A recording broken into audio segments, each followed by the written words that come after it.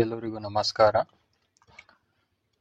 ಎಲ್ಲರೂ ಕಾಂಪಿಟೇಟಿವ್ ಎಕ್ಸಾಮ್ನಲ್ಲಿ ಓದ್ತಿರ್ಬೇಕಾದ್ರೆ ಎಲ್ಲರ ಹತ್ರ ಸೇಮ್ ಬುಕ್ಸ್ ಇರುತ್ತೆ, same previous year question papers ಇರುತ್ತೆ, ಸೇಮ್ ಸಿಲೆಬಸ್ ಇರುತ್ತೆ, ಮತ್ತು ಸೇಮ್ ನ್ಯೂಸ್ ಪೇಪರ್ ಕೂಡ ಇರುತ್ತೆ. ಆದರೆ ಕೆಲವೊಬ್ಬರು ಎಕ್ಸಾಮ್ನ ಕ್ಲಿಯರ್ ಮಾಡ್ತಾರೆ, ಕೆಲವೊಬ್ಬರು ಮಾಡೋದಿಲ್ಲ. ಹಾಗಾದರೆ ಈ ಕ್ಲಿಯರ್ ಮಾಡೋರು ಮತ್ತು ಕ್ಲಿಯರ್ ಮಾಡದೇ ಇರೋರ ನಡುವೆ ಇರುವಂಥ ಡಿಫ್ರೆನ್ಸ್ ಏನಂದರೆ ಓದುವ ರೀತಿ. ಓಕೆ, ನಾವು ಯಾವ ಥರ ಒಂದು ಪುಸ್ತಕನ ಓದ್ತೀವಿ, ಅದನ್ನು ಅರ್ಥ ಮಾಡ್ಕೊಳ್ತೀವಿ, ಅದನ್ನು ತಗೊಂಡಿರತಕ್ಕಂಥ ನಾಲೆಜ್ನ ನಾವು ಯಾವ ಥರ ಯೂಸ್ ಮಾಡ್ಕೊಳ್ತೀವಿ, ಇದರ ಮೇಲೆ ಇದೆಲ್ಲ ಡಿಪೆಂಡ್ ಆಗಿರುತ್ತೆ. ಹಾಗಾದರೆ ಒಂದು ಸಬ್ಜೆಕ್ಟ್ನ ಯಾವ ಥರ ಓದಬೇಕು ಮತ್ತು ಯಾವ ಥರ ಇಂಟರ್ಲಿಂಕೇಜಸ್ ಮಾಡಬೇಕು ಅನ್ನೋದನ್ನು ಈ ವಿಡಿಯೋದಲ್ಲಿ ಮಾತಾಡೋಣ. ಕೆಲವೊಂದು ಪುಸ್ತಕದಲ್ಲಿ ಕೇವಲ ಜಸ್ಟ್ ಫನ್ಗೋಸ್ಕರ ಓದ್ತಾ ಇರ್ತಾರೆ, ಆದರೆ ಕಾಂಪಿಟೇಟಿವ್ ಎಕ್ಸಾಮ್ನಲ್ಲಿ ಬರ್ತಕ್ಕಂಥ ಕ್ವೆಶನ್ಗಳನ್ನು ನೋಡಿಕೊಂಡು ಓದ್ಕೊಳ್ಬೇಕಾಗುತ್ತೆ. ಯಾಕಂದರೆ ಇದು ಯಾವುದೇ ಕೋಚಿಂಗ್ನಲ್ಲಿ ಕೂಡ ನಿಮಗೆ ಎಕ್ಸಾಕ್ಟಾಗಿ ಹೇಳೋದಿಲ್ಲ, ಇದೇ ಪುಸ್ತಕನ ಇದೇ ಥರ ಓದ್ಕೊಳ್ಬೇಕು ಮತ್ತು ಇದರಲ್ಲಿ ಬರ್ತಕ್ಕಂಥ ಕ್ವೆಶನ್ನ ಈ ಮುಂದೆ ಎಕ್ಸಾಮ್ನಲ್ಲಿ ಸಾಲ್ವ್ ಮಾಡಬೇಕು ಅಂತ. ಹಾಗಾದರೆ ಕೆಲವೊಂದು ಸಬ್ಜೆಕ್ಟ್ಗಳದ್ದೇ ತಂದೇ ಆದಂಥ ಪರ್ಪಸ್ ಇರುತ್ತೆ ಮತ್ತು ಅದರದ್ದೇ ಆದಂಥ ಸಿಗ್ನಿಫಿಕೆನ್ಸ್ ಇರುತ್ತೆ. ಒಂದು ಸಬ್ಜೆಕ್ಟ್ನ ಓದ್ತಿರ್ಬೇಕಾದ್ರೆ ನಿಮಗೆ ಕೆಲವೊಂದು ಸ್ಟೇಜಸ್ಗಳು ಕೂಡ ನೀವು ನಾಲೆಜ್ನ ಹಂಚ್ಕೊಳ್ಬೇಕಾಗುತ್ತೆ. ಮತ್ತು ಅದೇ ಥರ ಕ್ವಶನ್ ಪೇಪರ್ಸ್ನಲ್ಲಿ ಬರುವಂಥ ಟೈಪ್ಸ್ ಏನಿರುತ್ತೆ ಕ್ವಶನ್ದು, ಅದನ್ನು ಅರ್ಥ ಮಾಡಿಕೊಂಡು ನಾವು ಓದ್ಕೊಳ್ಬೇಕಾಗತ್ತೆ. ಹಾಗಾದರೆ ಕೊನೆಯದಾಗಿ ಆ್ಯಕ್ಟಿವ್ ರೀಕಾಲಿಂಗ್ ಯಾವ ಥರ ನಾವು ಮಾಡಬೇಕು, ರಿವಿಷನ್ನ ಯಾವ ಥರ ನಾವು ಮಾಡ್ಕೊಳ್ಬೇಕು. ರೀಕಾಲ್ ಮಾಡಬೇಕಾದ್ರೆ ಅಂದರೆ ಒಂದು ವಿಷಯದ ಮಾಹಿತಿಯನ್ನು ನಾವು ನೆನಪು ಮಾಡ್ಕೊಳ್ಬೇಕಾದ್ರೆ ಅದು ನೆನಪಾಗಲ್ಲ. ಹಾಗಾದರೆ ಅದಕ್ಕೆ ಆಗಿರುವಂಥ ರೀಸನ್ಗಳೇನು ಅಂತ ಈ ವಿಡಿಯೋದಲ್ಲಿ ನೋಡೋಣ. ಎಲ್ಲದಕ್ಕಿಂತ ಮುಂಚೆ ಪರ್ಪಸ್ ಮತ್ತು ಯಾಕೆ ನಾವು ಓದಬೇಕು ಅಂತ ನೋಡೋಣ. ಇಲ್ಲಿ ಪರ್ಪಸ್ಗಂತ ಬಂದರೆ, ನೀವು ಯಾವುದೇ ಎಕ್ಸಾಮ್ನ ಓದ್ತಿರ್ಬೇಕಾದ್ರೆ, ಯಾವುದೇ ಎಕ್ಸಾಮ್ಗೋಸ್ಕರ ನೀವು ಪ್ರಿಪರೇಷನ್ ಮಾಡ್ತಿರ್ಬೇಕಾದ್ರೆ ಆ ಎಕ್ಸಾಮ್ಗೆ ತಂದೇ ಆದಂಥ ರಿಕ್ವೈರ್ಮೆಂಟ್ ಇರುತ್ತೆ. ಫಾರ್ ಎಕ್ಸಾಂಪಲ್, UPSC ಎಕ್ಸಾಮ್ನಲ್ಲಿ ಬರ್ತಕ್ಕಂಥ ಎಕ್ಸಾಮ್ ರಿಕ್ವೈರ್ಮೆಂಟ್ ಮತ್ತು ಕ್ವಾಲಿಟೀಸ್ ಬೇರೆ ಇರುತ್ತೆ. ಇಲ್ಲಿ PSIಗೋಸ್ಕರ ಬರ್ತಕ್ಕಂಥ ಎಕ್ಸಾಮ್ಗೆ ತಂದೇ ಆದಂಥ ರಿಕ್ವೈರ್ಮೆಂಟ್ಸ್ ಮತ್ತು ಡಿಮ್ಯಾಂಡ್ಸ್ ಇರುತ್ತೆ, ಹೌದಾ? ಫಾರ್ ಎಕ್ಸಾಂಪಲ್, ನೀವು ಒಂದು ಸಬ್ಜೆಕ್ಟ್ನ ಓದ್ತಿರ್ಬೇಕಾದ್ರೆ ನಾವು ಯಾಕೆ ಆ ಸಬ್ಜೆಕ್ಟ್ಗಳನ್ನು ಓದಬೇಕು ಅನ್ನೋದನ್ನ ಅರ್ಥ ಮಾಡ್ಕೊಳ್ಳೋದು ತುಂಬ ಇಂಪಾರ್ಟೆಂಟ್ ಆಗಿರುತ್ತೆ. ಕೆಲವೊಂದು ಸಬ್ಜೆಕ್ಟ್ಗಳು ಪ್ರಿಲಿಮ್ಸ್ ಸ್ಟೇಜಸ್ ಅಷ್ಟೇ ಇರುತ್ತೆ, ಆಮೇಲೆ ಕೆಲವೊಂದು ಮೇನ್ಸ್ಗೆ ಅಷ್ಟೇ ಇರುತ್ತೆ, ಕೆಲವೊಂದು ಸಬ್ಜೆಕ್ಟ್ಗಳು ಇಂಟರ್ವ್ಯೂಗೆ ಬರಲ್ಲ, ಕೇಳೋದೇ ಇಲ್ಲ, ಅಂಥ ಸಬ್ಜೆಕ್ಟ್ಗಳಲ್ಲಿ ಕೂಡ ಇರುತ್ತೆ. ಇವಾಗ ನೀವು PSI, PDO ಯಾವುದೇ ಎಕ್ಸಾಮನ್ನು ನೀವು ಪ್ರಿಪರೇಷನ್ ಮಾಡ್ತಾ ಇದ್ರೆ, KS ಆಗಲಿ, ಇಂಥ ಎಕ್ಸಾಮ್ಗಳಲ್ಲಿ ಕೆಲವೊಂದು ಸಬ್ಜೆಕ್ಟ್ಗಳು ಕೇವಲ ಜಸ್ಟ್ ಎಕ್ಸಾಮ್ ಕ್ಲಿಯರ್ ಮಾಡುವವರೆಗೂ ಮಾತ್ರ ಅದರ ರಿಲೆವೆನ್ಸ್ ಇರುತ್ತೆ, ಅದಾದಮೇಲೆ ಅದರ ರಿಲೆವೆನ್ಸ್ ಇರಲ್ಲ. ಫಾರ್ ಎಕ್ಸಾಂಪಲ್, ನಿಮಗೆ ನೋಡಬೇಕಾದ್ರೆ ಈಗ ಆನ್ಷಿಯಂಟ್ ಹಿಸ್ಟ್ರಿನಲ್ಲಿ ಬರ್ತಕ್ಕಂಥ ಸಬ್ಜೆಕ್ಟ್ಗಳು, ಆನ್ಷಿಯಂಟ್ ಹಿಸ್ಟ್ರಿಯಲ್ಲಿ ಬಂದಿರತಕ್ಕಂಥ ಟಾಪಿಕ್ಗಳು ಏನಿರುತ್ತೆ ಕೇವಲ ಎಕ್ಸಾಮ್ ಪರ್ಪಸ್ಗಷ್ಟೇ ನೀವು ಕೇಳ್ತಾರೆ. ನೀವು ಒಂದ್ಸಲ ಅಡ್ಮಿನಿಸ್ಟ್ರೇಟಿವ್ ಸರ್ವಿಸ್ನಲ್ಲಿ ಎಂಟರ್ ಆದಮೇಲೆ ಅಲ್ಲಿ ನಿಮಗೂ ಯಾರೂ ಕೇಳೋದಿಲ್ಲ ಈ ಬಂದಿರತಕ್ಕಂಥ ಆನ್ಷಿಯಂಟ್ ಹಿಸ್ಟ್ರಿನಲ್ಲಿ ಬಂದಿರತಕ್ಕಂಥ ಸಬ್ಜೆಕ್ಟ್ಗಳು, ಟಾಪಿಕ್ಗಳು ಏನು, ಅಲ್ಲಿ ಬಂದಿರತಕ್ಕಂಥ ರಿಲೆವೆನ್ಸ್ ಏನು ಅಂತ. ಬಟ್ ನಮಗೆ ಗೊತ್ತಿರಬೇಕು, ಓಕೆ, ಇದು ಮುಖ್ಯ ಪರ್ಪಸ್ ಆಗಿರುತ್ತೆ. ಒಂದು ಸಬ್ಜೆಕ್ಟ್ನ ನಾನು ಯಾಕೆ ಓದ್ತಾ ಇದ್ದೀನಿ, ಅದರ ಪರ್ಪಸ್ ಏನು, ಅದು ಎಲ್ಲಿ ಹೆಲ್ಪ್ ಮಾಡುತ್ತೆ ಅಂತ ತಿಳ್ಕೊಬೇಕಾಗಿರುತ್ತೆ. ಇದಾದಮೇಲೆ ಸಿಗ್ನಿಫಿಕೆನ್ಸ್ ಆ್ಯಂಡ್ ಇಂಟ್ರೆಸ್ಟ್, ಇದು ತುಂಬ ಮುಖ್ಯ. ಯಾವುದೇ ಸಬ್ಜೆಕ್ಟ್ನ ಓದ್ಕೊಳ್ಬೇಕಾದ್ರೆ ನಿಮಗೆ ಈಕ್ವಲ್ ಇಂಟ್ರೆಸ್ಟ್ ಇರಬೇಕಾಗುತ್ತೆ. ಓಕೆ, ಯಾವುದೇ ಸಬ್ಜೆಕ್ಟ್ನ ನೀವು ಜಾಸ್ತಿ ಮೆಚ್ಚುಗೆ ಕೊಡೋಂಗಿಲ್ಲ, ಜಾಸ್ತಿ ಇದು ನನಗೆ ಹಾರ್ಡ್ ಆಗ್ತಾ ಇದೆ ಅಂತ ನೀವು ಬಿಡೋಂಗಿಲ್ಲ. ಓಕೆ, ಎಲ್ಲ ಸಬ್ಜೆಕ್ಟನ್ನು ಈಕ್ವಲಿ ನೀವು ಟೈಮ್ ಡಿಸ್ಟ್ರಿಬ್ಯೂಟ್ ಮಾಡಿ ಓದ್ಕೊಳ್ಬೇಕಾಗುತ್ತೆ. ಸಿಗ್ನಿಫಿಕೆನ್ಸ್ನ ಮಾತಾಡಬೇಕಾದ್ರೆ ಫಾರ್ ಎಕ್ಸಾಂಪಲ್ ಹಿಸ್ಟ್ರಿ ಸಬ್ಜೆಕ್ಟ್ ಅನ್ನೋದು ತಂದೆ ಆದಂಥ ಸಿಗ್ನಿಫಿಕೆನ್ಸ್ ಇದೆ. ಎಕಾನಮಿ ಸಬ್ಜೆಕ್ಟ್ ಅನ್ನೋದು ತಂದೆ ಆದಂಥ ಸಿಗ್ನಿಫಿಕೆನ್ಸ್ ಅದಕ್ಕಿದೆ. ಫಾರ್ ಎಕ್ಸಾಂಪಲ್ ನಿಮಗೆ ಯಾರಾದರೂ ಬಂದು ಒಂದು ಪುಸ್ತಕ ಹಿಸ್ಟ್ರಿದು ಕೊಟ್ಟರೆ, ಇದನ್ನು ಓದು ಎಕ್ಸಾಮ್ಗೆ ಬರುತ್ತೆ ಅಂತ ಕೊಟ್ಟರೆ, ಅದು ನಿಮಗೆ ಓದೋಕ್ಕೂ ಆಗಲ್ಲ, ಯಾವ ಥರ ಓದ್ಬೇಕನ್ನೋದು ನಿಮಗೆ ಗೊತ್ತಾಗಲ್ಲ. ಅದೇ ನಾನು ಹಿಸ್ಟ್ರಿ ಸಬ್ಜೆಕ್ಟ್ ಬಗ್ಗೆ ಸಿಗ್ನಿಫಿಕೆನ್ಸ್ನ ಹೇಳಿದ್ರೆ, ಹಿಸ್ಟ್ರಿ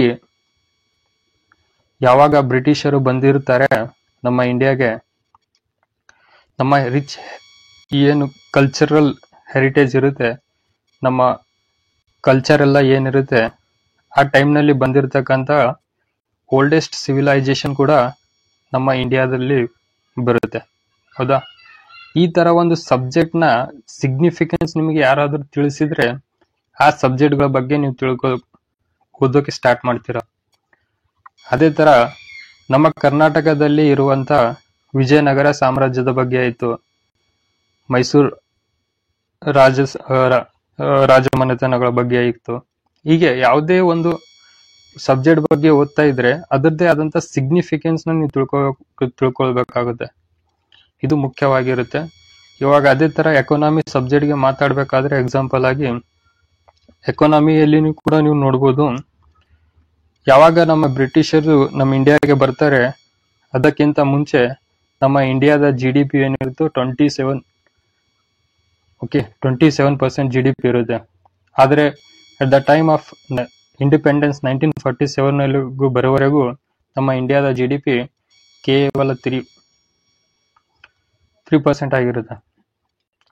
ಆದರೆ ಅಂತ ರಿಚ್ GDP ಇರುವಂಥ ನಮ್ಮ ಇಂಡಿಯಾ ಏನಿರುತ್ತೆ, ಇಲ್ಲಿ ಇಂಡಿಪೆಂಡೆನ್ಸ್ ನಮಗೆ ಸಿಗುವವರೆಗೂ ಎಲ್ಲನ ಕೊಳ್ಳೆ ಹೊಡ್ಕೊಂಡು ಹೋಗಿರ್ತಾರೆ. ಹೌದಾ?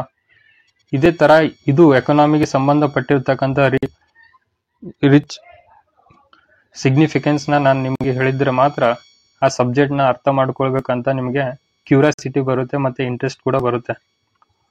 ಮುಖ್ಯವಾಗಿ ಅದೇ ಥರ ಇಂಟ್ರೆಸ್ಟ್ ಕೂಡ ತುಂಬ ಮುಖ್ಯ ಯಾವುದೇ ಸಬ್ಜೆಕ್ಟ್ನ ಓದ್ಕೊಳ್ಬೇಕಾದ್ರೆ. ಫಾರ್ ಎಕ್ಸಾಂಪಲ್ ನಮ್ಮ ಇಂಡಿಯಾ ರೀಸೆಂಟ್ಲಿ ನೋಡಬೇಕಾದ್ರೆ $5 ಟ್ರಿಲಿಯನ್ ಏನು ಅಚೀವ್ ಮಾಡ್ಬೇಕಂತ ಟಾರ್ಗೆಟ್ ಇಟ್ಟಿರೋದು ನಿಮಗೂ ಕೂಡ ಗೊತ್ತು.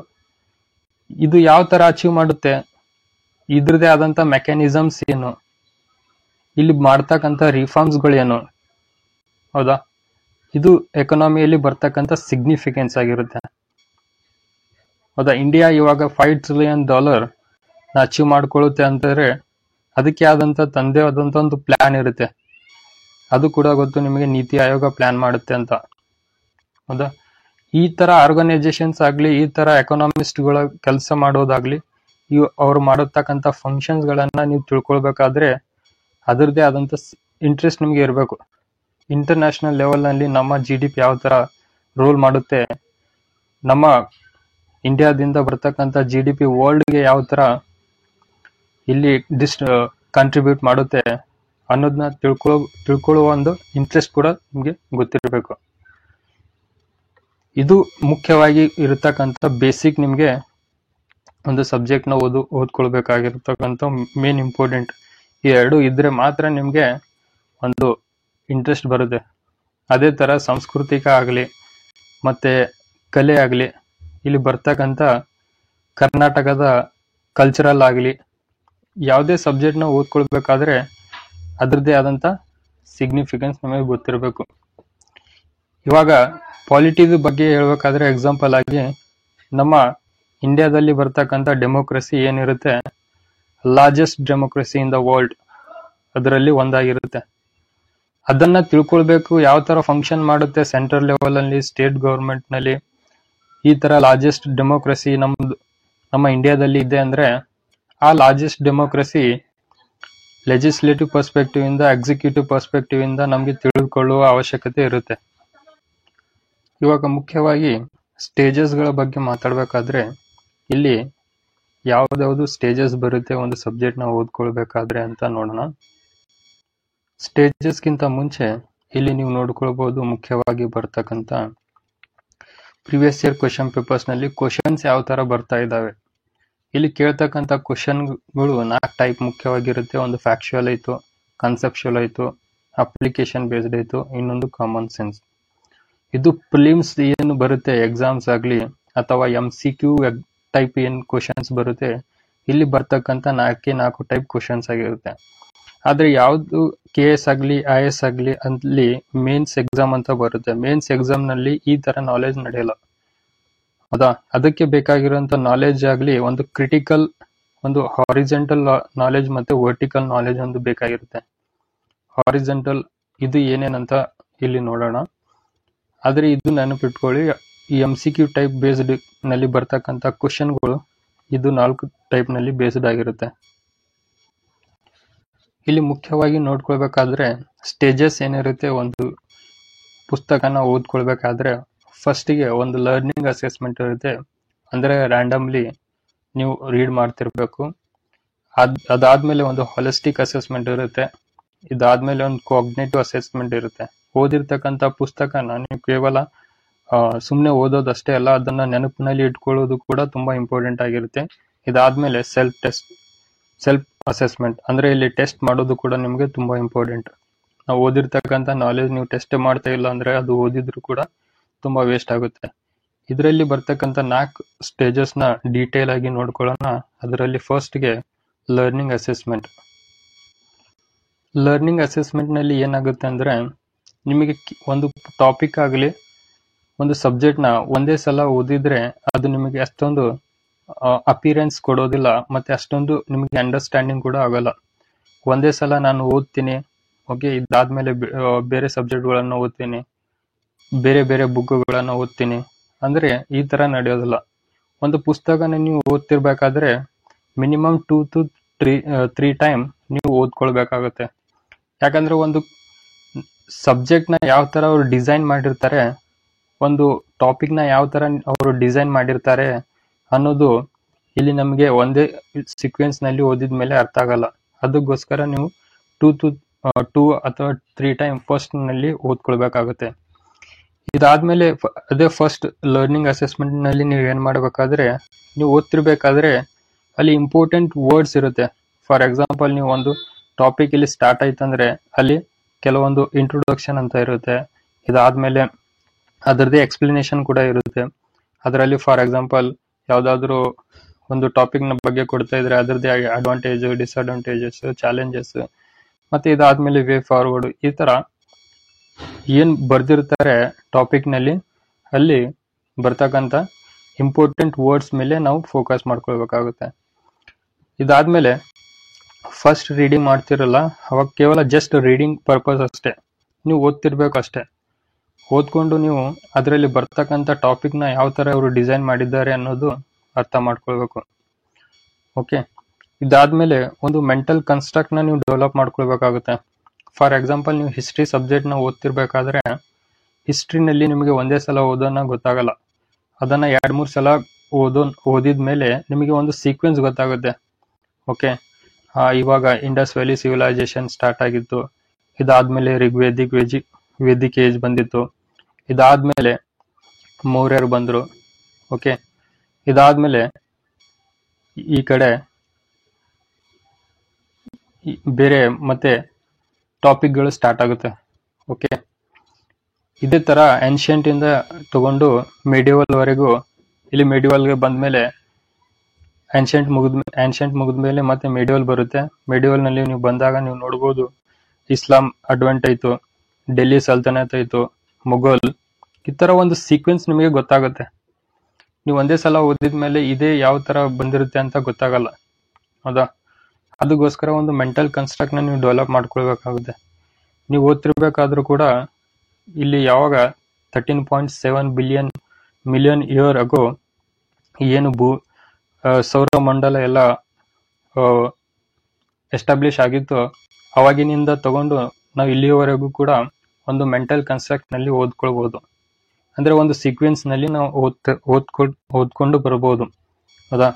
ಯಾವ ತರ ನೀವು ಜಿಯೋಗ್ರಫಿನಲ್ಲಿ ಓದ್ತೀರಾ, ಜಿಯೋಲಾಜಿಕಲ್ ಟೈಮ್ ಸ್ಕೇಲ್ ಅನ್ನೋದು ಅದು ತೋರಿಸುತ್ತೆ ಯಾವಾಗ ಸನ್ ಡೆವಲಪ್ ಆಯ್ತು ಅವಾಗಿಂದ ತಗೊಂಡು ಇಲ್ಲಿವರೆಗೂ 10,000 ಇಯರ್ಸ್ ಅಲ್ಲಿಯವರೆಗೂ ಯಾವಾಗ ಹಿಮೋಸಿಫಿಯನ್ಸ್ ಇಲ್ಲಿ ಡೆವಲಪ್ ಆಗಿದ್ದು, ಅಲ್ಲಿಂದ ತಗೊಂಡು ನಮಗೆ ಒಂದು ಸೀಕ್ವೆನ್ಸ್ ನಲ್ಲಿ ಇಲ್ಲಿ ಹೇಳ್ಕೊತಾ ಬರುತ್ತೆ. ಹೌದಾ? ಆ ತರ ಒಂದು ಮೆಂಟಲ್ ಕನ್ಸ್ಟ್ರಕ್ಟ್ ನೀವು ಡೆವಲಪ್ ಮಾಡ್ಕೊಳ್ಬೇಕಾಗುತ್ತೆ. ಇದಾದ್ಮೇಲೆ ನಮಗೆ ಬ್ರಿಟಿಷರ್ಸ್ ಬಂದ್ರು. ಹೌದಾ? ಪೋರ್ಚುಗೀಸಸ್ ಅಡ್ವಾನ್ಸ್ ಬಂತು ಮಾಡರ್ನ್ ನಲ್ಲಿ ಬಂದ ಮೇಲೆ. ಮತ್ತೆ ಇದೇ ತರ ಆದಂತ ನಮ್ಮ ಇಂಡಿಯಾದಲ್ಲಿ ನೋಡ್ಕೊಳ್ಬೇಕಾದ್ರೆ ಗಾಂಧೀಜಿ ಅವರು ಬಂದ್ರು. ಹೌದಾ? ಇದೇ ತರ ನೀವು ಒಂದು ಮೆಂಟಲ್ ಕನ್ಸ್ಟ್ರಕ್ಷನ್ ಮಾಡ್ಕೊಂಡ್ರೆ 1947 ಆದ್ಮೇಲೆ ನಮ್ಗೆ ಇಂಡಿಪೆಂಡೆನ್ಸ್ ಸಿಕ್ತು. ಈ ತರ ಒಂದು ಡೆವಲಪ್ ಮಾಡ್ಕೊಂಡ್ರೆ ನಿಮ್ಗೆ ಈಸಿಯಾಗಿ ಅರ್ಥ ಆಗುತ್ತೆ ಎಲ್ಲ ಸಬ್ಜೆಕ್ಟ್. ಹೌದಾ? ಇಲ್ಲಿ ಫಸ್ಟ್ ರೀಡಿಂಗ್ ನಲ್ಲಿ ಓದ್ತಿರ್ಬೇಕಾದ್ರೆ ನಿಮಗೆ ಯಾವುದೇ ತರ ಹೈಲೈಟ್ ಮಾಡ್ಕೊಳಕ್ ಹೋಗಬೇಡಿ. ಜಸ್ಟ್ ಫಾಸ್ಟ್ ರೀಡಿಂಗ್ ನಮ್ ಇಲ್ಲಿ ಫೋಕಸ್ ಮಾಡ್ಕೊಳ್ಳೋದ್ಬೇಕಾಗಿರುತ್ತೆ. ಇಲ್ಲಿ ಬಂದ್ಮೇಲೆ ಸೆಕೆಂಡ್ ಸ್ಟೇಜ್ ಏನಿರುತ್ತೆ, ಹಾಲಿಸ್ಟಿಕ್ ಅಸೆಸ್ಮೆಂಟ್. ಅಂದ್ರೆ ನೀವು ಇವಾಗ ಒಂದು ಟಾಪಿಕ್ ನ ಓದ್ತಾ ಇದ್ರೆ, ಒಂದು ಸಬ್ಜೆಕ್ಟ್ ನ ಓದ್ತಾ ಇದ್ರೆ, ಅದಾದ್ಮೇಲೆ ನಿಮಗೆ 2 or 3 ಟೈಮ್ಸ್ ಓದಿದ್ಮೇಲೆ ನಿಮಗೆ ಅಂಡರ್ಸ್ಟ್ಯಾಂಡಿಂಗ್ ಆಗುತ್ತೆ. ಹೌದಾ? ಅಂಡರ್ಸ್ಟ್ಯಾಂಡಿಂಗ್ ಆದ್ಮೇಲೆ ಇಲ್ಲಿ ನಿಮಗೆ 2 ಟೈಪ್ ನಾಲೆಜ್ ಸಿಗುತ್ತೆ. ಒಂದು ಹಾರಿಜಾಂಟಲ್ ಮತ್ತೆ ವರ್ಟಿಕಲ್ ನಾಲೆಜ್ ಅಂತ. ವರ್ಟಿಕಲ್ ನಾಲೆಜ್ ಅಂದ್ರೆ ಇಲ್ಲಿ ಒಂದು ನೀವು ಟಾಪಿಕ್ ನ ಓದ್ತಿರ್ಬೇಕಾದ್ರೆ, for example Indus valley civilisation ನೀವು ಓದ್ತಾ ಇದ್ರೆ ಅದು ಯಾವ ತರ ಡೆವಲಪ್ ಆಯ್ತು, ಯಾವ ತರ ಎಮರ್ಜ್ ಆಯ್ತು. ಓಕೆ, ಅಲ್ಲಿ ಬರ್ತಕ್ಕಂಥ ಕಲ್ಚರ್ ಆಗ್ಲಿ, ಅಲ್ಲಿ ಬರ್ತಕ್ಕಂಥ ಅವರು ಮಾಡ್ತಕ್ಕಂಥ ಡೆವೋಷನ್ ಆಯ್ತು, ಈ ತರ ಕೊನೆಯದಾಗಿ ಡಿಕ್ಲೈನ್ ಯಾವ ತರ ಆಯ್ತು ಅನ್ನೋದನ್ನ ಬಗ್ಗೆ ನಾವು ಅರ್ಥ ಮಾಡ್ಕೊ ಒಂದೇ ಟಾಪಿಕ್ ನ ಡೀಪ್ಲಿ ಆಗಿ ನಾವು ಕವರ್ ಮಾಡ್ತೀವಿ. ಅಲ್ಲಿ ನಮಗೆ ವರ್ಟಿಕಲ್ ನಾಲೆಜ್ ಸಿಗುತ್ತೆ. ಹಾರಿಜಾಂಟಲ್ ನಾಲೆಜ್ ಅಂದ್ರೆ ಒಂದು ಟಾಪಿಕ್ ನ ನೀವು ಕೆಲವೊಂದು ಬೇರೆ ಸೋರ್ಸ್ ಗಳಿಂದನೂ ಓದ್ತಿರ್ಬೇಕು. ಓಕೆ, ಒಂದೇ ಬುಕ್ ನಿಂದ ಓದಿದ್ರೆ ಸ್ವಲ್ಪ ಅಲ್ಲಿ ಇನ್ಫಾರ್ಮೇಶನ್ ಕಡಿಮೆ ಆಗುತ್ತೆ, ಮತ್ತೆ ನಿಮಗೆ ಸ್ವಲ್ಪ ಬೇಸಿಕ್ ಕ್ಲಿಯರೆನ್ಸ್ ಸಿಗೋಲ್ಲ. ಅಂದ್ರೆ 2ಗಿಂತ ಜಾಸ್ತಿ ಬುಕ್ಸ್ ನ ಇಲ್ಲಿ ರೆಫರ್ ಮಾಡಬಾರ್ದು. ಇದಾದ್ಮೇಲೆ ಒಂದು ಕನ್ಸೆಪ್ಚುಯಲ್ ಕ್ಲಾರಿಟಿನ ನಾವು ಡೆವಲಪ್ ಮಾಡ್ಕೊಳ್ಬೇಕಾಗುತ್ತೆ ಒಂದು ಟಾಪಿಕ್ಸ್. ಇವಾಗ ನೀವು ಸಬ್ಜೆಕ್ಟ್ ಗಳನ್ನ ನೋಡಿದ್ಮೇಲೆ ನೀವು ಹೇಳ್ಬೋದು, ಜಿಯೋಗ್ರಫಿ ಆಗ್ಲಿ, ಸೈನ್ಸ್ ಆಗ್ಲಿ, ಇದು ಎನ್ವೈರ್ಮೆಂಟ್ ನಲ್ಲಿ ಬರ್ತಕ್ಕಂಥ ಇವು ಟಾಪಿಕ್ಗಳು ಕೇವಲ ನಿಮಗೆ ಬುಕ್ ನಲ್ಲಿ ಓದಿದ್ರೆ ಮಾತ್ರ ಅರ್ಥ ಆಗಲ್ಲ. ಸ್ವಲ್ಪ ವಿಡಿಯೋಸ್ ಗಳನ್ನ ಕೂಡ ನೀವು ನೋಡ್ಕೊಂಡು ಅರ್ಥ ಮಾಡ್ಕೊಳ್ಬೇಕಾಗುತ್ತೆ. ಅಲ್ಲಿಗೆ ಒಂದು ಕ್ಲಾರಿಟಿ ನಿಮಗೆ ಬಂತಂದ್ರೆ ಆ ಟಾಪಿಕ್ ಈಸಿಲಿ ಆಗಿ ನಿಮಗೆ ಅರ್ಥ ಆಗುತ್ತೆ. ಆಮೇಲೆ most important, application of knowledge and simplification of knowledge ತುಂಬಾ ಇಂಪಾರ್ಟೆಂಟ್. ಒಂದು ಟಾಪಿಕ್ ನ ನೀವು ಬುಕ್ ನಲ್ಲಿ ಯಾವ ತರ ಇದೆ ಆಸ್ ಇಟ್ ಈಸ್ ಅದೇ ತರ ಎಕ್ಸ್ಪ್ಲೇನ್ ಮಾಡೋದಿಲ್ಲ. ಒಂದು ಟಾಪಿಕ್ ನೀವು ಓದಿದ್ಮೇಲೆ ಅದನ್ನ ಸಿಂಪಲ್ ವರ್ಡ್ಸ್ ನಲ್ಲಿ ಬೇರೆಯೊಬ್ಬರಿಗೆ ಎಕ್ಸ್ಪ್ಲೇನ್ ಮಾಡ್ಬೇಕಾಗುತ್ತೆ.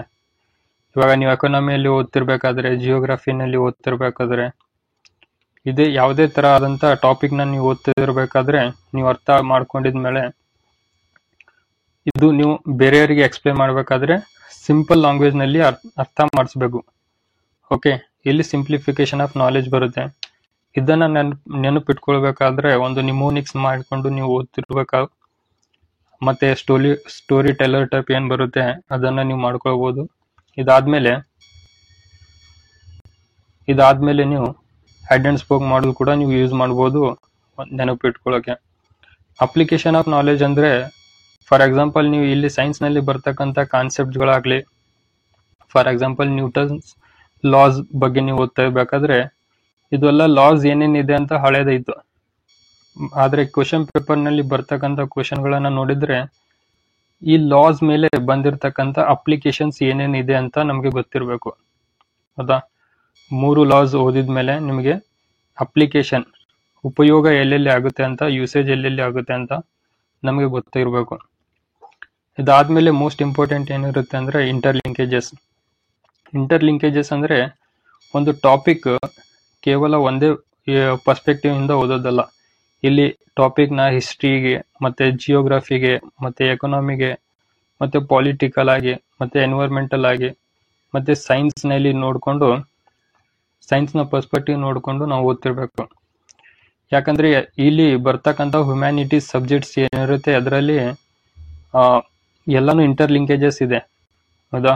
ಇವಾಗ ಫಾರ್ ಎಕ್ಸಾಂಪಲ್ ನೀವು ಕಾನ್ಸ್ಟಿಟ್ಯೂಷನ್ ನ ಡೆವಲಪ್ಮೆಂಟ್ ನ ಓದ್ತಾ ಇದ್ರೆ ಅಲ್ಲಿ ಪ್ರೀವಿಯಸ್ ಹಿಸ್ಟ್ರಿಯಲ್ಲಿ ಆಗಿರತಕ್ಕಂಥ ಫ್ಯಾಕ್ಟರ್ಸ್ ನ ಕೇಳ್ತಾರೆ. ಫಾರ್ ಎಕ್ಸಾಂಪಲ್ ನಿಮಗೆ ಬ್ರಿಟಿಷ್ ಇಂಡಿಯಾ ಏನ್ ಬಂದಿತ್ತು, ಓಕೆ, ಅಲ್ಲಿಂದ ತಗೊಂಡು ಈ ಕಡೆ 1858 ವರೆಗೂ ಏನೇನು ಬಂದಿತ್ತು ಇಲ್ಲಿ ರೆಗ್ಯುಲೇಟಿಂಗ್ ಆಕ್ಟ್ ಇಂದ, ಈ ತರ ಕಾನ್ಸ್ಟಿಟ್ಯೂಷನಲ್ ಡೆವಲಪ್ಮೆಂಟ್ ಕೇಳ್ತಾರೆ. ಇಲ್ಲಿಂದ ಮತ್ತೆ 1947 ವರೆಗೂ ಏನು ಡೆವಲಪ್ಮೆಂಟ್ ಆಗಿತ್ತು, ಆಮೇಲೆ ಕಾನ್ಸ್ಟಿಟ್ಯೂಷನ್ ಅಸೆಂಬ್ಲಿ ಯಾವ ತರ ಕಾನ್ಸ್ಟಿಟ್ಯೂಷನ್ ನ ಮಾಡ್ಕೊಂಡು, ಈ ತರ ನೀವು ಲಿಂಕೇಜಸ್ ಗೊತ್ತಿರ್ಬೇಕು ನಿಮ್ಗೆ. ಪಾಲಿಟಿ ಓದ್ತಿರ್ಬೇಕಾದ್ರೆ ಹಿಸ್ಟ್ರಿಯಲ್ಲಿ ಏನಾಗಿತ್ತು, ಹಿಸ್ಟ್ರಿಯಲ್ಲಿ ಓದ್ತಿರ್ಬೇಕಾದ್ರೆ ಮತ್ತೆ ಈ ಕಡೆ ಜಿಯೋಗ್ರಫಿನಲ್ಲಿ ಏನ್ ನಡೀತಾ ಇತ್ತು, ಓಕೆ, ಎಕನಾಮಿಯಲ್ಲಿ ಏನ್ ನಡೀತಾ ಇತ್ತು ಅನ್ನೋದನ್ನ ಒಂದು ಇಂಟರ್ ಲಿಂಕೇಜಸ್ ನ ನೀವು ಮಾಡ್ಕೊಂಡು ಸಬ್ಜೆಕ್ಟ್ಗಳನ್ನು ಓದ್ಕೊಳ್ಬೇಕು. ಇದಾದ್ಮೇಲೆ ಕೆಲವೊಂದು ಸಬ್ಜೆಕ್ಟ್ಗಳದ್ದು ಪ್ರೆಸೆಂಟ್ ಡೇ ರಿಲೆವೆನ್ಸ್ ಕೂಡ ನಿಮಗೆ ಗೊತ್ತಿರಬೇಕು.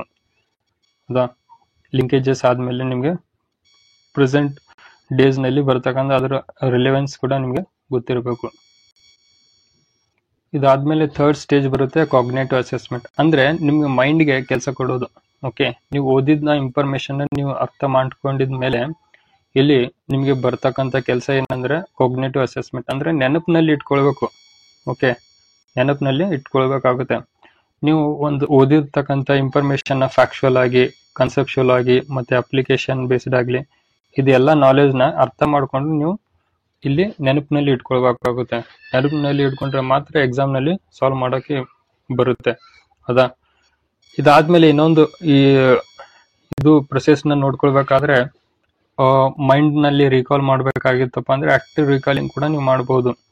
ಫಾರ್ ಎಕ್ಸಾಂಪಲ್, ನೀವು ಒಂದು ಟಾಪಿಕ್ ನ ಓದ್ತಾ ಇದ್ರೆ ಒಂದು A4 ಶೀಟ್ ಸೈಜ್ ಪೇಪರ್ ನ ತಗೊಳ್ಳಿ, ಅಲ್ಲಿ ಟಾಪಿಕ್ ಹೆಸರನ್ನ ಬರ್ಕೊಂಡು ಅಲ್ಲಿ ಬರ್ತಕ್ಕಂಥ ಒಂದು ಪುಸ್ತಕನ ನೀವು ಓದ್ತಿರ್ಬೇಕಾದ್ರೆ ಅಲ್ಲಿ ಬರ್ತಕ್ಕಂಥ ಪುಸ್ತಕನ ನೀವು ಓದ್ಕೊಂಡು ಹೇಗೆ ಅದರಲ್ಲಿ ಅರೇಂಜ್ ಮಾಡಿರ್ತಾರೆ, ಇಂಟ್ರೊಡಕ್ಷನ್ ಆಯ್ತು, ಅದ್ರ ಪರ್ಸ್ಪೆಕ್ಟಿವ್, ಎವಲ್ಯೂಷನ್ ಆಯ್ತು, ಓಕೆ, ಯಾವುದೇ ಒಂದು ಟಾಪಿಕ್ ನ ಕೊಟ್ಟಿದ್ರ ಮೇಲೆ ಅದನ್ನ ನೀವು ಯಾವ ತರ ಬಂದಿರುತ್ತೆ ಅದೇ ತರ ಮೇನ್ ವರ್ಡ್ಸ್ ಏನಿರುತ್ತೆ ಆ ತರ ನೀವು ಮಾಡ್ಕೊಂಡು ಓದ್ಕೊಂಡ್ರೆ ಅದು ಒಂದು ಆಕ್ಟಿವ್ ರೀಕಾಲಿಂಗ್ ಕೂಡ ನೀವು ನೆನಪಾಗುತ್ತೆ. ಅದು ಟಾಪಿಕ್ ನ ಓದಿದ್ಮೇಲೆ ಬುಕ್ ನ ಮುಚ್ಕೊಂಡು ಆಮೇಲೆ ರೀಕಾಲ್ ಮಾಡ್ಬೇಕು ಅವಾಗಿಂದ ಅವಾಗೆ. ಓಕೆ, ಅದೇ ತರ ರಿವಿಷನ್ ಮಾಡ್ಬೇಕಾಗಿತ್ತಪ್ಪ ಅಂದ್ರೆ ಒಂದು ಟಾಪಿಕ್ ನೀವು ಇವಾಗ ಕ್ಲಾಸ್ ನಲ್ಲಿ ಕೇಳಿರ್ತೀರಾ, ಕ್ಲಾಸ್ ನಲ್ಲಿ ಕೇಳಿದ್ಮೇಲೆ ಏನಾಗುತ್ತೆ, ಆ ಕ್ಲಾಸ್ ಮುಗಿದ್ಮೇಲೆ ಒಂದು ಹಾಫ್ ಎನ್ ಅವರ್ ನೀವು ಅದನ್ನ ರಿವಿಷನ್ ಮಾಡ್ಬೇಕು ಅವಾಗಿಂದ ಅವಾಗೆ. ಮತ್ತೆ ಇದಾದ್ಮೇಲೆ 3 days, ಇದಾದ್ಮೇಲೆ next day, okay, class for example ಇವತ್ತು ನನ್ನ ಕ್ಲಾಸ್ ಇತ್ತು, ಕ್ಲಾಸ್ ಮುಗಿದ ಮೇಲೆ ಅರ್ಧ ಗಂಟೆದಲ್ಲಿನೇ ನಾವು ರಿವಿಷನ್ ಮಾಡಬೇಕು. ಅದಾದ್ಮೇಲೆ ನೆಕ್ಸ್ಟ್ ಡೇ ಮಾರ್ನಿಂಗ್ ಒಂದು ಗಂಟೆ ರಿವೈಸ್ ಮಾಡಬೇಕು. ಇದಾದ್ಮೇಲೆ ಇದೇ ತರ 3 days, ಮತ್ತೆ ಇದಾದ್ಮೇಲೆ ವೀಕ್ಲಿ. ಓಕೆ, ಈ ತರ ನೀವು ರಿವೈಸ್ ಮಾಡೋದ್ರಿಂದ ನಿಮ್ಗೆ ಟಾಪಿಕ್ ಕೂಡ ಅರ್ಥ ಆಗುತ್ತೆ, ಮತ್ತೆ ಟಾಪಿಕ್ ರಿಕಾಲ್ ಕೂಡ ಆಗುತ್ತೆ. ಕ್ಲಾಸ್ ನಲ್ಲಿ ಹೇಳ್ತಾರೆ, ಮನೆಗೆ ಬಂದು ಬಿಡೋದಲ್ಲ, ಬಂದ್ಮೇಲೆ ರಿವೈಸ್ ನ ಮಾಡ್ಕೊಳ್ಬೇಕು. ಇದೇ ತರ ಆಕ್ಟಿವ್ ರಿಕಾಲಿಂಗ್ ಕೂಡ ಮೆಥಡ್ ಇರುತ್ತೆ, ಇದು ಕೂಡ ನೀವು ಯೂಸ್ ಮಾಡ್ಕೊಳ್ಬೇಕು. ಓಕೆ, ಓದ್ತಿರ್ಬೇಕಾದ್ರೆ ಇಲ್ಲಿ ಕೊನೆಯ ಸ್ಟೇಜಸ್ ಏನಪ್ಪಾ ಅಂದ್ರೆ ಇಲ್ಲಿ ಸೆಲ್ಫ್ ಅಸೆಸ್ಮೆಂಟ್ ಇರುತ್ತೆ. ನೀವು ಒಂದು ಟಾಪಿಕ್ ನ ಓದಿದ್ಮೇಲೆ ಅದನ್ನ ಟೆಸ್ಟ್ ಕೂಡ ಮಾಡೋದು ತುಂಬಾ ಇಂಪಾರ್ಟೆಂಟ್ ಆಗಿರುತ್ತೆ. ಹೌದಾ, ಇದರಲ್ಲಿ ಬರ್ತಕ್ಕಂಥ ಪ್ರಿವಿಯಸ್ ಇಯರ್ ಕ್ವಶನ್ ಪೇಪರ್ ನಲ್ಲಿ ಕ್ವಶನ್ ಪೇಪರ್ ಗಳನ್ನ ನೋಡ್ಕೊಳ್ಬೇಕು. ಯಾವ ತರ ಕ್ವಶನ್ಸ್ ಕೇಳ್ತಾ ಇದ್ದಾರೆ ಪ್ರಿಲಿಮ್ಸ್ ಮೋಡಲ್ಲಿ, ಅಂದ್ರೆ ಯಾವ ತರ MCQ ಕ್ವಶನ್ ಗಳು ಬರ್ತಾ ಇದೆ, ಯಾವ ತರ ಮೇನ್ಸ್ ಎಕ್ಸಾಮ್ ನಲ್ಲಿ ಕ್ವಶನ್ ಬರ್ತಾ ಇದೆ. ಒಂದೇ ಟಾಪಿಕ್ ಇರುತ್ತೆ, ಆದ್ರೆ ಸ್ವಲ್ಪ ಮೇನ್ಸ್ ನಲ್ಲಿ ನಿಮ್ಗೆ ಕೇಳ್ತಾರೆ. ಹೌದಾ, ಫಾರ್ ಎಕ್ಸಾಂಪಲ್ ನೀವು KPSC UPSC ಮೇನ್ಸ್ ಪೇಪರ್ ನ ನೋಡಿದ್ರೆ ಅಲ್ಲಿ ನೀವು ನೋಡ್ಬೋದು, ಡಿಸ್ಕಷನ್ ಮಾಡಿ, ಓಕೆ, ಎಕ್ಸ್ಪ್ಲೇನ್ ಮಾಡಿ, ಹೌದಾ, ಈ ತರ ಕ್ರಿಟಿಕಲಿ ಅನಾಲಿಸಿಸ್ ಮಾಡಿ ಅಂತ ಈ ತರ ಟೇಲ್ ವರ್ಡ್ಸ್ ನ ಕೊಟ್ಟಿರ್ತಾರೆ ಅವರು. ಹೌದಾ, ಆ ಟೇಲ್ ವರ್ಡ್ಸ್ ನ ನೋಡ್ಕೊಂಡಿದ್ಮೇಲೆ ನಮ್ಗೆ ಯಾವ ತರ ಒಂದು ಡೈರೆಕ್ಷನ್ ನಲ್ಲಿ ಅನಾಲಿಸಿಸ್ ಮಾಡ್ಬೇಕು ಅನ್ನೋದನ್ನ ಅಲ್ಲಿ ಅರ್ಥ ಮಾಡ್ಕೋಬೇಕಾಗುತ್ತೆ. ಇದರಲ್ಲಿ ನೋಡಿದ್ಮೇಲೆ 3 ಕಂಪ್ಲೀಟ್ ಆದ್ಮೇಲೆ ಸ್ಟೇಜಸ್ ನ ನಿಮಗೆ ಫಸ್ಟ್ ಸ್ಟೇಜ್ ಲರ್ನಿಂಗ್ ಕೂಡ ಆಯ್ತು, ಸೆಕೆಂಡ್ ಸ್ಟೇಜ್ ಹಾಲಿಸ್ಟಿಕ್ ಅಪ್ರೋಚ್ ಕೂಡ ಆಯ್ತು, ಥರ್ಡ್ ಸ್ಟೇಜ್ ನಲ್ಲಿ ಬಂದ್ಮೇಲೆ ನಿಮಗೆ ರೀಕಾಲ್ ಕೂಡ ಇನ್ಫಾರ್ಮೇಶನ್ ಆಗ್ತಾ ಇದ್ರೆ ಇಲ್ಲಿ ಫೋರ್ತ್ ಸ್ಟೇಜ್ ಏನಿರುತ್ತೆ, ಟೆಸ್ಟ್ ಕೊಡ್ಬೇಕಾಗುತ್ತೆ. ಟೆಸ್ಟ್ ಕೊಟ್ಟಿದ್ಮೇಲೆ ನಿಮ್ಮ ಕಂಪ್ಲೀಟ್ ಒಂದು ಟಾಪಿಕ್ ಬಗ್ಗೆ ಪ್ರೊಸೆಸ್ ಕಂಪ್ಲೀಟ್ ಆಗೋದು. ಓಕೆ, ಟೆಸ್ಟ್ ಅಥವಾ ಪ್ರಿವಿಯಸ್ ಇಯರ್ ಕ್ವಶನ್ ಪೇಪರ್ ನಲ್ಲಿ ಬರ್ತಕ್ಕಂಥ PYQs ನ ಸಾಲ್ವ್ ಮಾಡ್ತಿರ್ಬೇಕು ಅದೇ ತರ. ಓಕೆ, ಸಾಲ್ವ್ ಮಾಡಬೇಕು. ಇದಾದ್ಮೇಲೆ ನಿಮಗೆ ಈ ಫೋರ್ತ್ ಸ್ಟೇಜ್ ನಲ್ಲಿ ಏನ್ ಬರ್ತಿರಲ್ಲ, ಫೋರ್ತ್ ಸ್ಟೇಜ್ ಮೇಲೆ ಬಂದಾಗ ನೀವು ಒಂದು ಎಕ್ಸ್ಪೆಕ್ಟೆಡ್ ಮಾರ್ಕ್ಸ್ ಇರಬೇಕು. ಫಾರ್ ಎಕ್ಸಾಂಪಲ್ ನಾನು 100 ಮಾರ್ಕ್ಸ್ ಇನ್ ಕ್ವಶನ್ ಪೇಪರ್ ನ ಸಾಲ್ವ್ ಮಾಡ್ತಾ ಇದ್ದೀನಿ ಅಂದ್ರೆ ಈ ಪೇಪರ್ ಸಾಲ್ವ್ ಮಾಡುವ ಹೊತ್ತಿಗೆ ನಂದು ಎಕ್ಸ್ಪೆಕ್ಟೆಡ್ ಅಥವಾ ಕಟ್ ಆಫ್ ಏನಿರುತ್ತೆ, ಓಕೆ, ಕಟ್ ಆಫ್ ನಂದು ಕ್ಲಿಯರ್ ಆಗ್ತಾ ಇದೆಯಾ, ಓಕೆ, ಅಥವಾ ನಾನು ಟಾರ್ಗೆಟೆಡ್ ಮಾರ್ಕ್ಸ್ ನ ಕಂಪ್ಲೀಟ್ ಆಗಿ ರೀಚ್ ಮಾಡ್ತಾ ಇದ್ದೀನಾ, ಓಕೆ. ಈ ತರ ಒಂದು ಫಾರ್ ಎಕ್ಸಾಂಪಲ್ ನೀವು 100ಗೆ ಒಂದು 70 ನಿಮ್ಮ ಟಾರ್ಗೆಟ್ ಇದ್ರೆ ಈ ಎಕ್ಸ್ಪೆಕ್ಟೆಡ್ ಮಾರ್ಕ್ಸ್ ನಂದು ರೀಚ್ ಆಗ್ತಾ ಇದೆ ಇಲ್ಲ ಅಂದ್ರೆ ನೀವು ಮತ್ತೆ ಫಸ್ಟ್ ಏನಿರುತ್ತೆ ಮತ್ತೆ ಥರ್ಡ್ ಸ್ಟೇಜ್ ಏನಿರುತ್ತೆ ಅಲ್ಲಿಂದ ನೀವು ಅಥವಾ ಫಸ್ಟ್ ಸ್ಟೇಜ್ ಇಂದ ನೀವು ಮತ್ತೆ ಪ್ರಿಪರೇಷನ್ ಸ್ಟಾರ್ಟ್ ಮಾಡಬೇಕಾಗುತ್ತೆ. ಯಾಕಂದ್ರೆ ಇಲ್ಲಿ ಕಟ್ ಆಫ್ ಕ್ಲಿಯರ್ ಮಾಡೋದು ಕೂಡ ಅಷ್ಟೇ ಇಂಪಾರ್ಟೆಂಟ್ ಆಗಿರುತ್ತೆ ನಮ್ಮ ಮುಂದಿನ ಎಕ್ಸಾಮ್ನ ನಡೆಸಬೇಕಾದ್ರೆ. ಹೌದಾ? ಇದು 4th ಸ್ಟೇಜ್ ಏನಿರುತ್ತೆ, ಇದು 3 ಸ್ಟೇಜ್ ಕಂಪ್ಲೀಟ್ ಆದ್ಮೇಲೆ ಮಾಡ್ತಕ್ಕಂಥ ಸೆಲ್ಫ್ ಅಸೆಸ್ಮೆಂಟ್, ಅಂದ್ರೆ ಇಲ್ಲಿ ಟೆಸ್ಟ್ ಮಾಡಬೇಕು. ಓಕೆ, ಇಲ್ಲಿ ಟೆಸ್ಟ್ ಮಾಡಬೇಕು.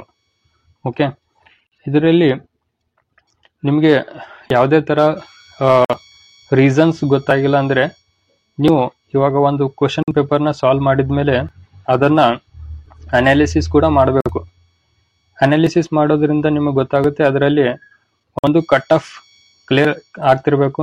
ಕಟ್ ಆಫ್ ಕ್ಲಿಯರ್ ಆಗಿಲ್ಲಪ್ಪ ಅಂದ್ರೆ ಅಲ್ಲಿ ನೀವು ರಾಂಗ್ ಆಗಿರುತ್ತೆ ಆನ್ಸರ್ಸ್. ಹೌದಾ? ಇದು ರಾಂಗ್ ಆಗಿದ್ ಅಂದ್ರೆ ನಿಮ್ಗೆ ಏನ್ ರೀಸನ್ ಇರುತ್ತೆ, ಓಕೆ, ಅದನ್ನ ಕೂಡ ನೀವು ಫೈಂಡ್ ಔಟ್ ಮಾಡಬೇಕು. ರೀಸನ್ ಏನಿರುತ್ತೆ ಇಲ್ಲಿ ನಾನು ರಾಂಗ್ ಮಾಡಿದ್ದಕ್ಕೆ ಅಂತ ನೀವು ಕಂಡುಹಿಡಬೇಕು. ಈ 100 ಕ್ವಶನ್ಗಳನ್ನ ಸಾಲ್ವ್ ಮಾಡಿದ್ಮೇಲೆ ಇಲ್ಲಿ ಕೆಲವೊಂದು ಕ್ವಶನ್ಗಳು ರಾಂಗ್ ಆಗಿದ್ರೆ ಇದು ನಾನು ಯಾಕೆ ತಪ್ಪು ಮಾಡಿದ್ದೀನಿ ಅನ್ನೋದನ್ನ ನೀವು ಅರ್ಥ ಮಾಡ್ಕೊಳ್ಬೇಕು. ಅಲ್ಲಿ ಅನಾಲಿಸಿಸ್ ಮಾಡಬೇಕು. ಅಲ್ಲಿ ಬಂದಿರತಕ್ಕಂಥ 4 ರೀಸನ್ ಇರುತ್ತೆ. ಒಂದು, ನಿಮಗೆ ನಾಲೆಜ್ ಇರಲ್ಲ ಒಂದು ಟಾಪಿಕ್ ಬಗ್ಗೆ, ಓಕೆ, ಅದು ಒಂದು ರೀಸನ್ ಆಗಿರುತ್ತೆ. ಸೆಕೆಂಡ್ ರೀಸನ್, ನಿಮಗೆ ಇನ್ಫಾರ್ಮೇಶನ್ ರಿಕಾಲ್ ಆಗಿರಲ್ಲ. ಥರ್ಡ್ ರೀಸನ್ ಇರುತ್ತೆ, ನಿಮಗೆ ಅಪ್ಲೈ ಮಾಡ್ಕೊಳಕ್ ಆಗಲ್ಲ.